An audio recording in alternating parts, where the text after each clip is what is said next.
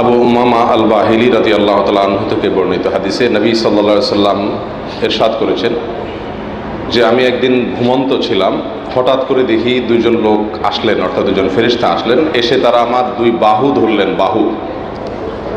দুইজনের দুই বাহু ধরে আমাকে একটা পাহাড়ের কাছে নিয়ে গেলেন। এরপরে বললেন যে তুমি পাহাড়ে ওঠো। নবী সাল্লাল্লাহু আলাইহি সাল্লাম ফেরেশতাদেরকে লক্ষ্য করে বললেন যে আমি তো পাহাড়ে উঠতে পারবো না, এত বড় পাহাড়ে ওঠার মতো শক্তি তো আমার নাই। তখন ফেরেশতারা বললেন আমরা তোমাকে সহযোগিতা করছি, তুমি ওঠো। তখন ফেরেশতাদের সহযোগিতায় নবী সাল্লাল্লাহু আলাইহি সাল্লাম পাহাড়ের একেবারে চূড়ায় উঠে গেলেন। চূড়ায় ওঠার পরে তিনি বিকট আকারে মানুষের আর্তনাদ, চিৎকার শুনতে পেলেন। জিজ্ঞাসা করলেন ফেরেশতাদেরকে যে এগুলো কিসের শব্দ, এত ভয়াবহ আওয়াজ শোনা যাচ্ছে, মানুষের চিৎকার, আর্তনাদ, কান্নাকাটির আওয়াজ শোনা যাচ্ছে, কিসের? তখন ফেরেশতারা নবী সাল্লাল্লাহু আলাইহি সাল্লামকে বললেন এটা হলো জাহান্নামীদের আওয়াজ, জাহান্নামীদের শাস্তি চলছে, সে সাজায় জাহান্নামীরা যে বিকট আওয়াজ করছে সেটাই আপনি শুনতে পাচ্ছেন।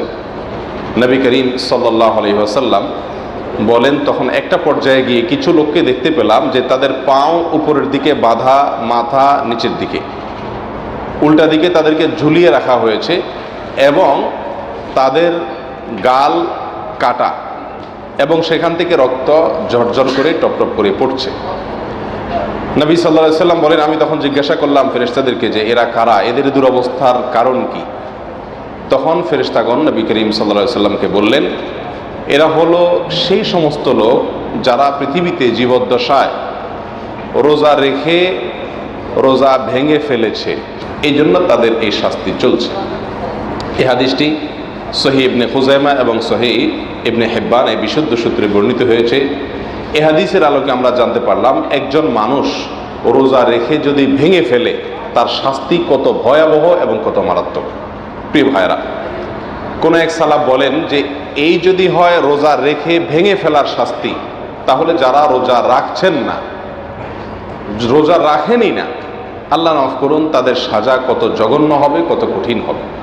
রোজা রাখার পরে শরীয়ত সমর্থিত ওজর ছাড়া যেন তেন অজুহাতে যারা রোজা ভেঙে ফেলেছে তাদের যদি এত কঠিন এবং কঠোর শাস্তি হয়, তাহলে যারা রোজা রাখছেনই না তাদের শাস্তি এর চাইতে কত বেশি ভয়াবহ হবে। আল্লাহ সুবহানাহু ওয়া তাআলা আমাদের সকলকে হাদিস থেকে আমাদেরকে উপলব্ধি করার তৌফিক দান করেন। প্রিয় ভাই বন্ধুগণ, আজ আমাদের সমাজের বহু যুবক যুবতীকে দেখা যায় সামান্য অজুহাতে, খোঁড়া অজুহাত দিয়ে আমরা অনেকেই রমজানের এই ফরজ রোজা, ইসলামের এই গুরুত্বপূর্ণ রোকন আমরা পালন করছি না। অনেককে দেখা যায় আমরা অবহেলা করে এই রোজা রাখছি না। প্রিয় ভাইরা, অনেকে সামান্য গ্যাস্ট্রিকের অজুহাতে রোজা রাখেন না, অনেকে সামান্য ছোটোখাটো রোগ বালায় অজুহাতে রোজা রাখেন না। দুনিয়ার সামান্য কটি পয়সার জন্য যত অসুস্থই হোক না কেন আমরা 2, 5, 6, 7, 8, 10, 12, 14 ঘন্টা না খেয়ে থাকাটা আমাদের জন্য কঠিন কিছু না। কিন্তু আল্লাহ সুবহানাহু ওয়া তাআলার বিশাল নির্দেশ পালন করার স্বার্থে রোজা রাখতে গেলে নফস বা প্রবৃত্তি আমাদেরকে নানা অজুহাত দাঁড় করিয়ে দেয়। আল্লাহ তাআলা আমাদেরকে এগুলো থেকে ফিরে আসার তৌফিক দান করেন।